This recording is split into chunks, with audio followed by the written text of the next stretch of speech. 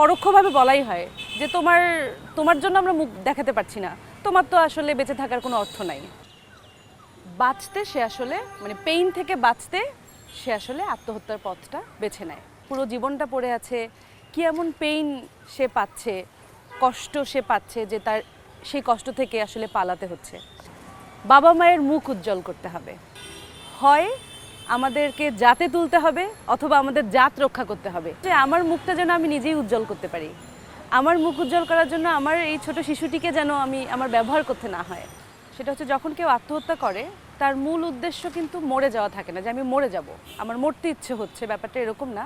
ব্যাপারটা হচ্ছে যেটা আপনি বলেন বোঝা, হ্যাঁ, তার কাঁধে কতগুলো পেইন অথবা আবেগীয় কষ্ট, ইমোশনাল পেইন থাকে, সেই পেইন বা কষ্টটা বহন করার মতো ওই মুহূর্তে তার ক্যাপাসিটিটা থাকে না।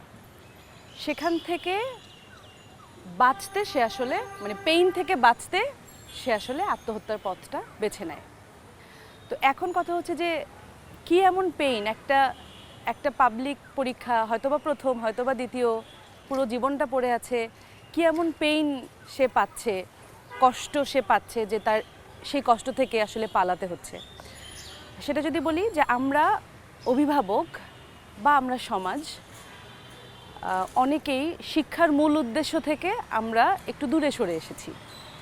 যদি বলি খুব সংক্ষেপে শিক্ষার মূল উদ্দেশ্যটা কি, শিক্ষার মূল উদ্দেশ্য কিন্তু একটি শিশুর বিকাশ। সে যে অপার সম্ভাবনা নিয়ে জন্মায়, সেই সম্ভাবনা পর্যন্ত পৌঁছে দেওয়ার শিক্ষা কিন্তু একটা মাধ্যম। সে যেন সেই সম্ভাবনা পর্যন্ত পৌঁছাতে পারে, স্বাবলম্বী হয়, আবেগীয়ভাবে, মানসিকভাবে, শারীরিকভাবে, আর্থিকভাবে সে যেন স্বাবলম্বী হয়, সারাটা জীবন যেন তার বাবা মায়ের উপরে ডিপেন্ড করতে না হয়, এটাই তো।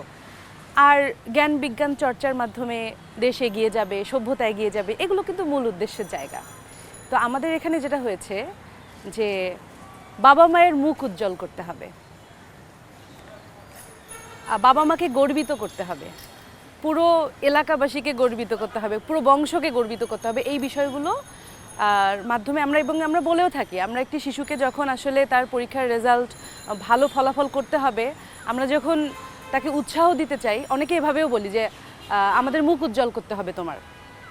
তো ব্যাপারটা এমন দাঁড়িয়েছে যে হয় আমাদেরকে জাতে তুলতে হবে অথবা আমাদের জাত রক্ষা করতে হবে।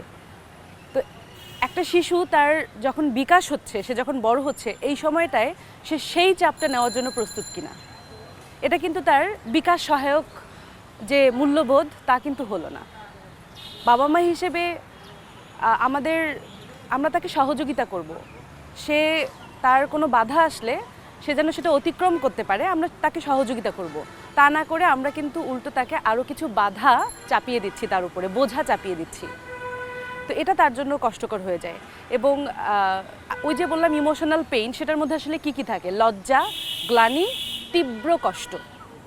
তো লজ্জা ব্যাপারটা এমন, বাবা মায়েরা একদম সরাসরি কিন্তু বলে মুখ দেখাতে পারছি না, তোর জন্য মুখ দেখাতে পারবো না।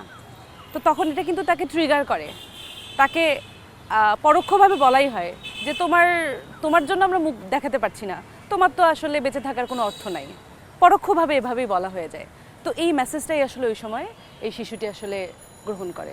গবেষণায় দেখা গেছে যে একটি আত্মহত্যার ঘটনা পরিবারকে এবং যারা এটা শুনছে দেখছে সবাইকে ট্রিগার করে, ওই যে বললাম যে মনে করিয়ে দেয় যে এটাও একটা ওয়ে, এটাও একটা পথ। তো এটা কিন্তু ট্রিগার করে, মানে যারা ইতোমধ্যেই মানসিক স্বাস্থ্য ঝুঁকিতে আছে, এটা তাদের জন্য অনেক বেশি ঝুঁকিপূর্ণ। আতুর ঘর তো আতুর ঘরই, সে এই যে পরিবার থেকেই আসলো। আমরা বলি একটি শিশুর বিকাশ শুরু হয় কনসেপশন থেকে, মায়ের গর্ভে প্রথম যখন তার অস্তিত্বটা বোঝে একজন মা, তখন থেকেই তো তার বিকাশটা শুরু হয়। আর সে সময়ে মায়ের আবেগীয় অবস্থা, বাবা মা শিশুটিকে কতটা চাচ্ছেন এই পৃথিবীতে সেটার উপরে, এবং বলা হয়ে থাকে যে প্রথম 1.5 বছর, এই 1.5 বছরে একটি শিশুর বিকাশটা এমন হয় যে তার মধ্যে হয় আস্থা তৈরি হবে নয়তো অনাস্থা তৈরি হবে। তার যে আবেগীয় চাহিদাগুলো, যেমন তার ভালোবাসা, তার খাবার চাহিদা, মায়ের সাথে তার যে অ্যাটাচমেন্ট বা বন্ধন, সেগুলো যদি পূরণ হয় তাহলে পৃথিবীর প্রতি তার আস্থা তৈরি হবে যে না, এটা একটা বসবাসযোগ্য জায়গা, এখানে থাকা যায়, এখানে ভালোবাসা আছে। কিন্তু বাবা মায়েরা যখন তাকে অবহেলা করে, কিংবা অনেক সময় দেখা যায় যে বাবা মায়েদের অ্যাংজাইটি কিংবা তাদের তাদের অস্থিরতা যখন শিশুদেরকে ভর করে তখন থেকেই আসলে তার মধ্যে যে আমরা বলি ওভার সেন্সিটিভিটি বা তার যে মানসিক স্বাস্থ্যের দুর্বলতাগুলা তখন থেকে আসলে শুরু হতে পারে। যদি একটি শিশু মনে করে যে আমি ভালোবাসা পাচ্ছি না, যদি সে এই মেসেজটা গ্রহণ করে যে আমি ভালোবাসার যোগ্য না, কারণ বাবা মায়েরা অনেক সময় এরকমও বলে যে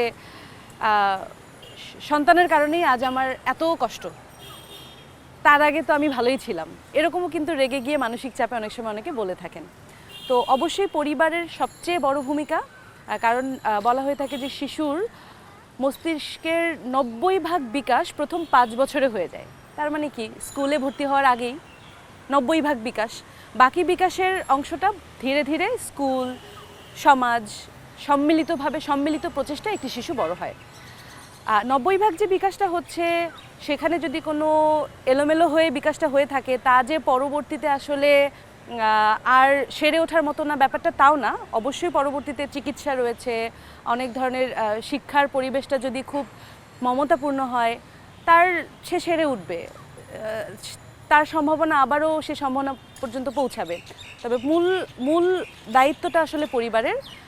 যেমন ধরেন যে লোকে তো অনেক কথাই বলে, একটা শিশুকে যার পরীক্ষার ফলাফল খারাপ হলো, বাইরের কেউ যদি তাকে বলে যে কি তোমার তো রেজাল্ট ভালো হলো না, তো এখানে যদি পরিবার সাপোর্ট নিয়ে আসে যে হ্যাঁ এবার হলো না, ও আবার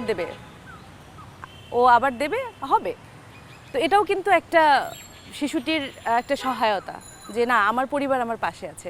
তো বাইরে থেকে আসলে যতই আক্রমণ আসুক, যতই রিস্ক ফ্যাক্টর থাকুক, পরিবার ঠিক থাকলে শিশুর মানসিক স্বাস্থ্য বা শিক্ষার্থীদের মানসিক স্বাস্থ্যটা তার সুরক্ষিত থাকে। আর্থসামাজিক যে বিষয়টি, এই যে আমাদের মুখ উজ্জ্বল করার জন্য, গর্বিত বোধ করার জন্য আমাদের শিশুদেরকে আমাদের ব্যবহার করতে হচ্ছে, খুব শুনতে আসলে খুব কড়া শোনাচ্ছে, তো ব্যাপারটা তো আলটিমেটলি তাই। তার মানে আমাদের একটা সামাজিক অনিরাপত্তা আছে, আমাদের মুখটি যথেষ্ট উজ্জ্বল নয়, আমরা যথেষ্ট গর্বিত নই হয়তো বা আমাদেরকে নিয়ে, যার কারণে আমরা শিশুকে মাধ্যম হিসেবে ব্যবহার করছি গর্বিত হওয়ার জন্য এবং নিরাপদ বোধ করার জন্য। তো এই জায়গাটিতে কাজ করার আছে যে প্রত্যেকটা মানুষেরই মানসিক স্বাস্থ্য নিয়ে কাজ করার আছে। বাবা মায়েরা যখন নিজেদের প্রাপ্তবয়স্করা যখন নিজেদের মানসিক স্বাস্থ্য নিয়ে সচেতন হবে, তখন তাদের পক্ষে পরিবারের যে ছোট সদস্য তাদের যত্ন নেওয়াটা সম্ভব হবে। উপায়গুলো তো জানা থাকতে হবে এবং তাদের যে ক্ষতিকর আচরণ, সেগুলোর কারণগুলো তো তাদের জানা থাকতে হবে। তো প্রত্যেকেরই মানসিক স্বাস্থ্যের যত্নের প্রয়োজন, এতটাই যত্নের প্রয়োজন যে আমার মুখটা যেন আমি নিজেই উজ্জ্বল করতে পারি, আমার মুখ উজ্জ্বল করার জন্য আমার এই ছোট শিশুটিকে যেন আমার ব্যবহার করতে না হয়। এটা কেউই বোঝেন না, সেটা ঢালাওভাবে বলা যাবে না। সচেতনতা বাড়ছে আমরা যেটা দেখছি, সচেতনতা বাড়ছে কারণ সাপোর্ট চাওয়ার প্রবণতা বাড়ছে।